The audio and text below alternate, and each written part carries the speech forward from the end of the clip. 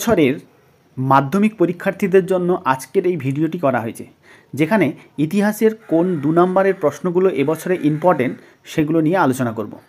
যার প্রথম প্রশ্ন রয়েছে, আঞ্চলিক ইতিহাস গুরুত্বপূর্ণ কেন? সামরিক ইতিহাস চর্চার গুরুত্ব কী? সামাজিক ইতিহাস চর্চার বিবরণ দাও। ইতিহাসের উপাদান হিসাবে সংবাদপত্রের গুরুত্ব উল্লেখ করো। সরকারি নথিপত্র কী?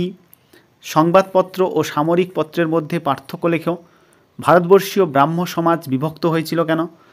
ম্যাকলে মিনিটস কী? সমাজ সংস্কারে নব্যবঙ্গদের ভূমিকা লেখো। নববিধান কী? বাংলার নবজাগরণ বলতে কী বোঝো? কাদম্বিনী বসু স্মরণীয় কেন? শিক্ষাক্ষেত্রে চুঁইয়ে পড়া নীতি বলতে কী বোঝো? স্কুল বুক সোসাইটি কেন প্রতিষ্ঠিত হয়েছিল?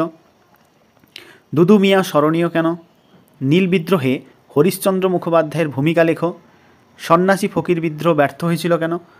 নীল বিদ্রোহে খ্রিস্টান মিশনারিদের ভূমিকা কীরূপ ছিল?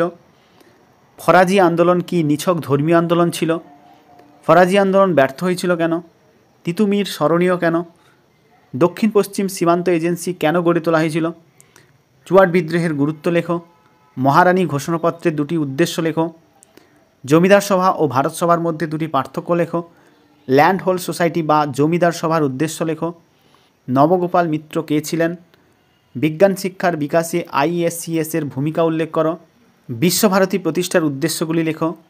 বাংলার ছাপাখানায় পঞ্চানন কর্মকারের ভূমিকা উল্লেখ করো।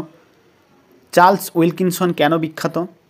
বাংলার লাইনোটাইপ প্রবর্তনের গুরুত্ব উল্লেখ করো। ঔপনিবেশিক শিক্ষা ব্যবস্থার ত্রুটি কেন তা উল্লেখ করো।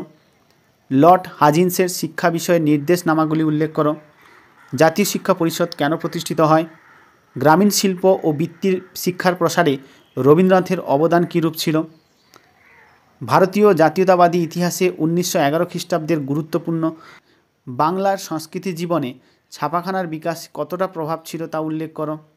বারদৌলি সত্যাগ্রহ আন্দোলন কেন গড়ে উঠেছিল? তেভাগা আন্দোলন বলতে কী বোঝো?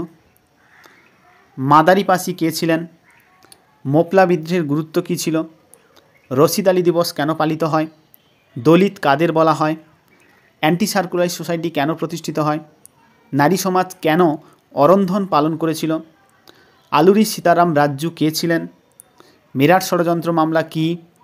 অলিন্দ যুদ্ধ বলতে কী বোঝো? গুরুচাঁদ ঠাকুর স্মরণীয় কেন? দেশীয় রাজ্যগুলির ভারতভুক্তি দলিল বলতে কী বোঝো? নেহেরু লিয়াকত চুক্তি কী বা দিল্লি চুক্তি কী? কী পরিস্থিতিতে রাজা হরি সিং ভারতভুক্তি দলিলে স্বাক্ষর করেছিল? রাজ্য পুনর্গঠন কমিশন কেন গঠিত হয়েছিল? দার কমিশন কেন গঠিত হয়েছিল? পত্তি শ্রীরামালু কে ছিলেন? তো এইগুলো ছিল এবছরের ইম্পর্টেন্ট কোশ্চেনগুলো, পড়লে অবশ্যই কমন পাবে। ধন্যবাদ।